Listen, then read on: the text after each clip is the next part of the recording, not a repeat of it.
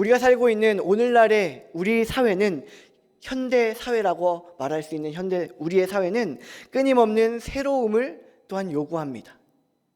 매일같이 신제품이 쏟아집니다. 또 TV 방송의 뉴스에서는 늘 새로운 이슈를 다룹니다. 사람들은 변화를 갈망합니다. 그러나 그 주기가 또한 짧고 짧아지고 짧아지기도 하였습니다. 그러나 그 모든 새로움도 결국엔 본질적으로 다르지 않다는 또 하나의 결론에 우리는 다다르게 됩니다. 사람의 기쁨과 슬픔, 또 사랑과 미움, 성공과 실패는 시대를 초월해서 여지없이 반복되는 우리 삶의 주제이자 핵심 키워드이기도 한 것이지요. 그래서 이른바 문명은 진보할지라도 내 삶에, 우리 인간의 내 안에 내면의 갈등과 그 번뇌는 계속 반복될 수밖에 없는 것이 우리의 현실, 나의 현실이기도 합니다. 이 지혜의 언어들 책에서는 역사를 바라보는 관점에 대해서도 또 간략하게 소개하는 부분이 이어지는데요. 그것을 더 축약해서 설명드려보자면 첫 번째 관점은 순환사관입니다. 앞서 말씀드렸듯이 계절이 돌고 또 생명이 순환하듯이 인간의 삶도 반복된다는 관점입니다. 그리고 두 번째 관점은 직선적 혹은 목적론적 역사관입니다.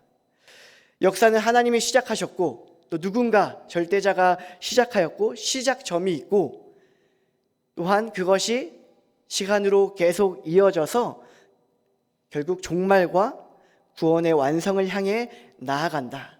끝 지점이 반드시 있다라고 하는 시각입니다.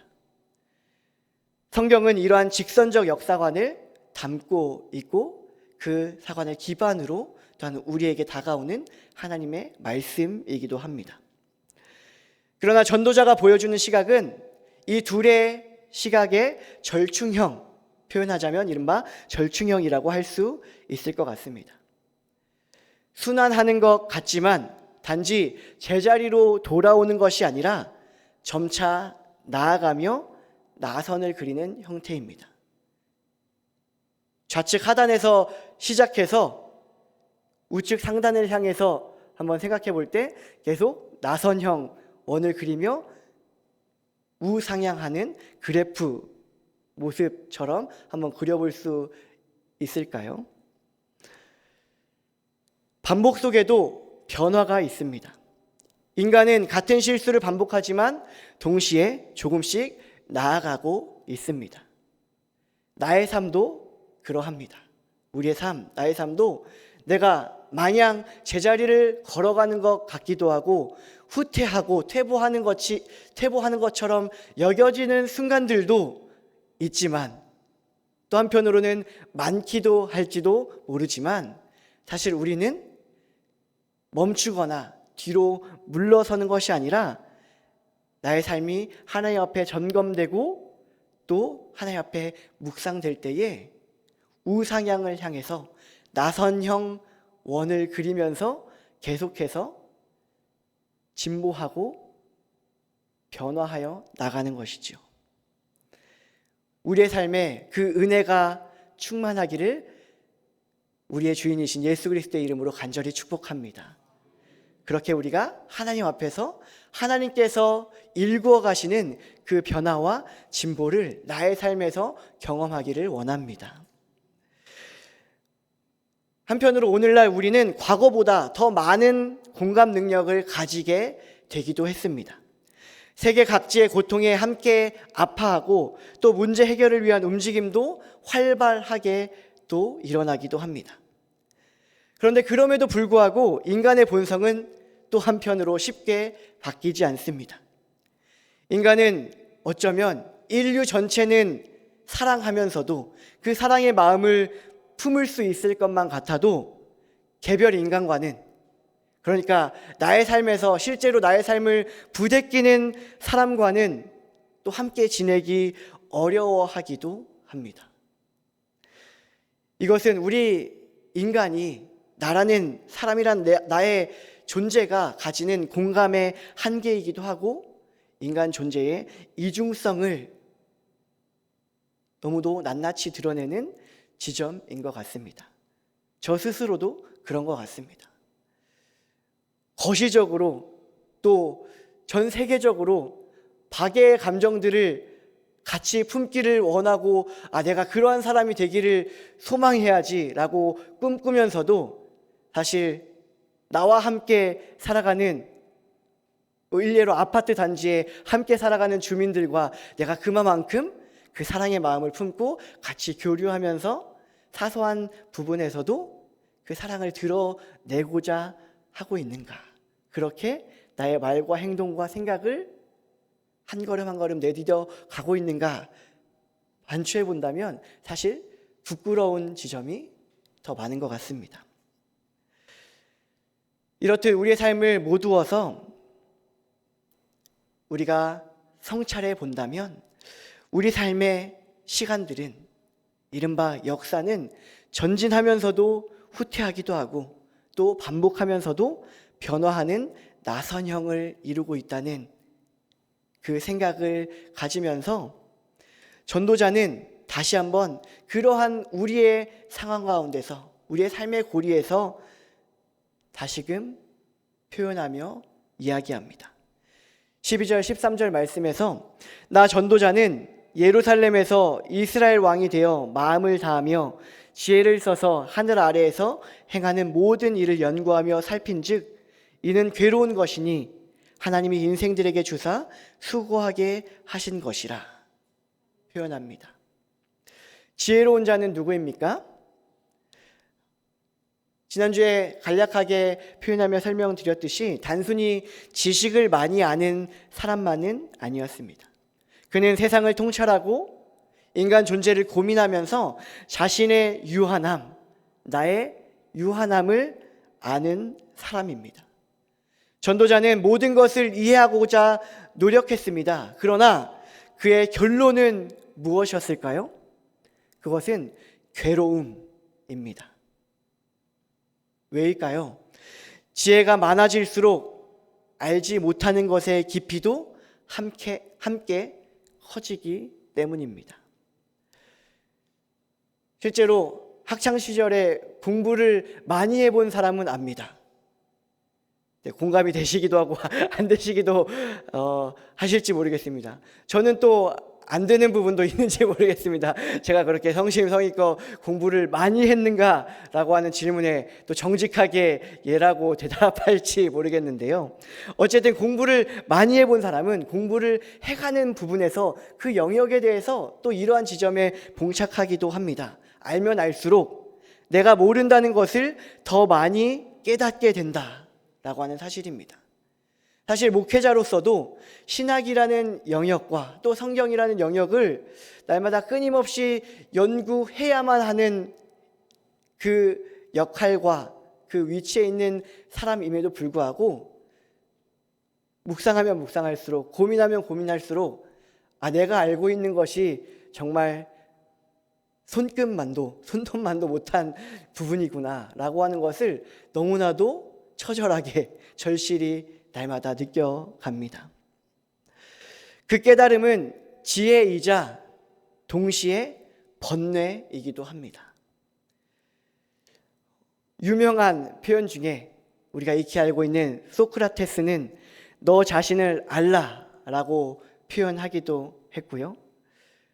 또 그의 후예인 플라톤은 지혜를 향한 사랑, 그것을 철학이라고 표현했는데요. 그것을 강조했습니다.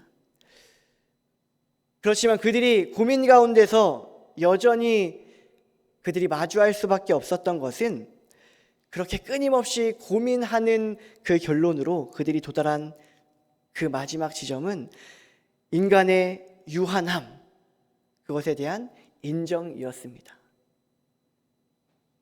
한계가 분명히 있는 존재구나. 나라고 하는, 우리라고 하는 인간이 그렇습니다. 그래서 전도자는 이렇게 고백합니다.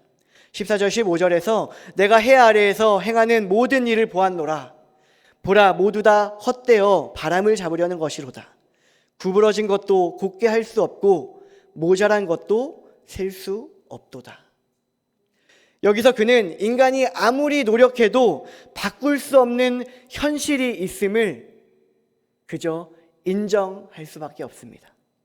그것이 바로 구부러진 것이고 모자란 것입니다.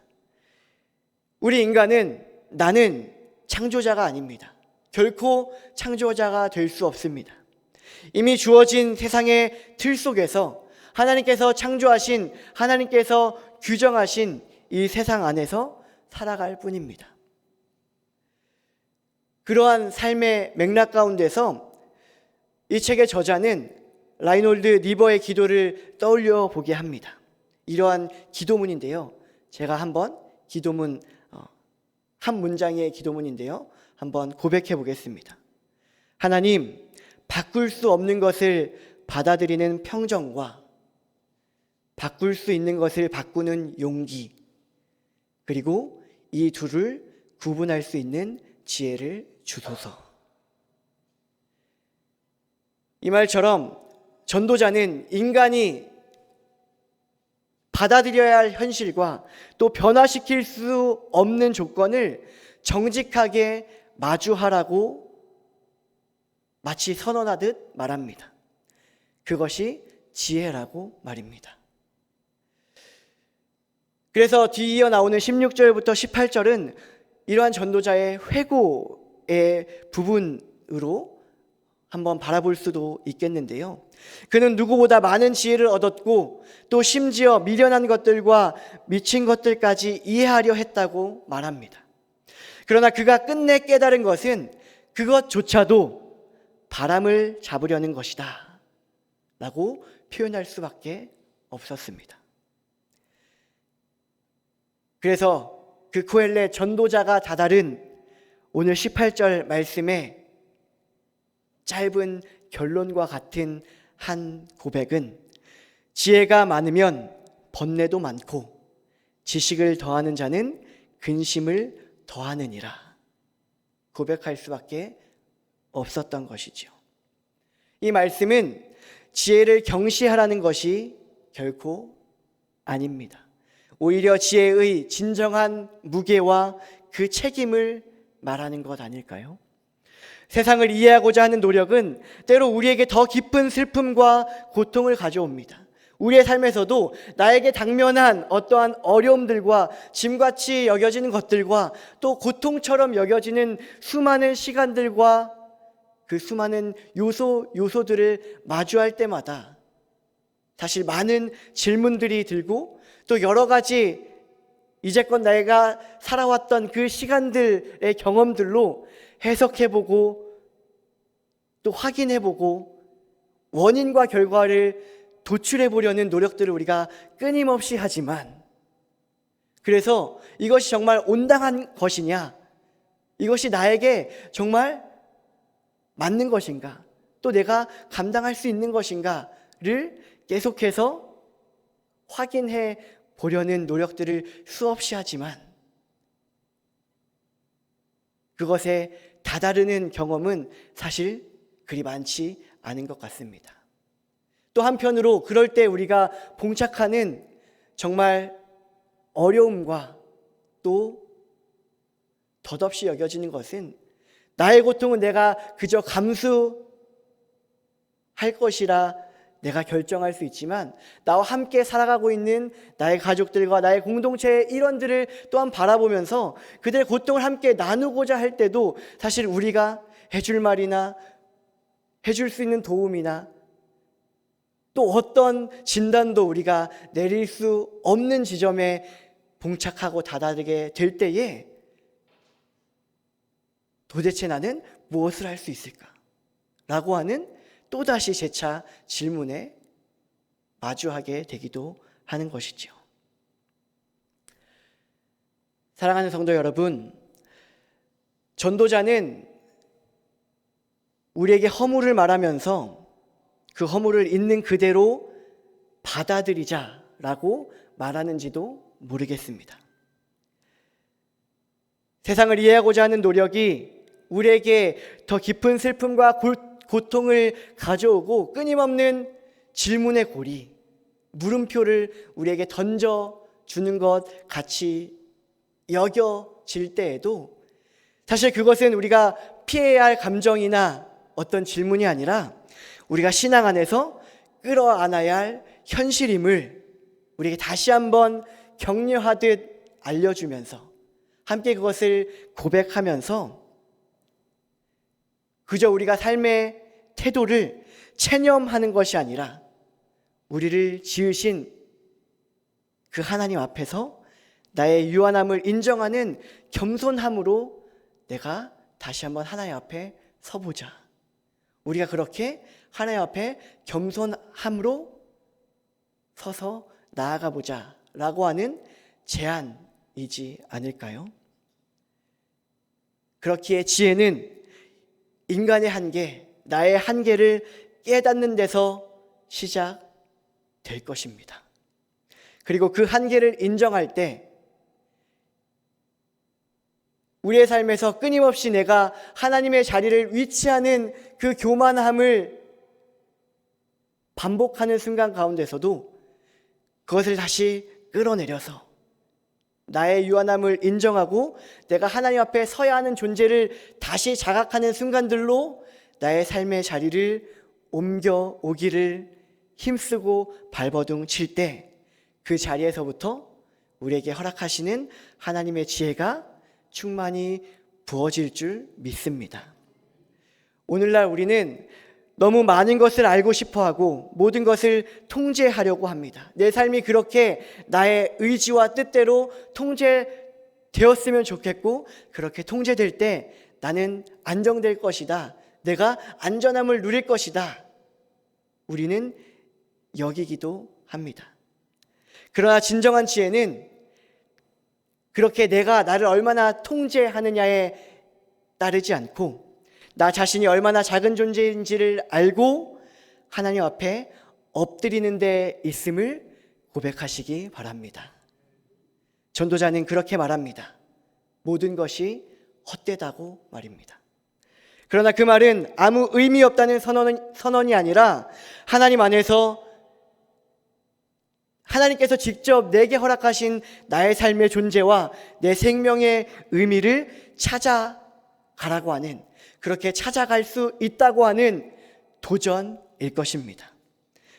우리 모두 그 도전 앞에 진지하게 다시 한번 응답하는 오늘 이 밤, 또 우리에게 주어지는 한날 한날의 시간들이 되기를 간절히 소망합니다.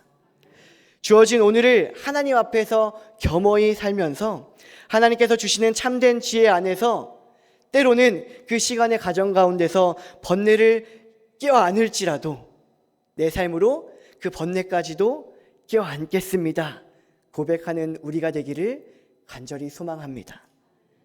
우리의 한계를 그렇게 마주하며 역설적이게도 광대하신 하나님을 경험하는 우리 모두가 되기를 거룩하신 예수 그리스도의 이름으로 축복합니다.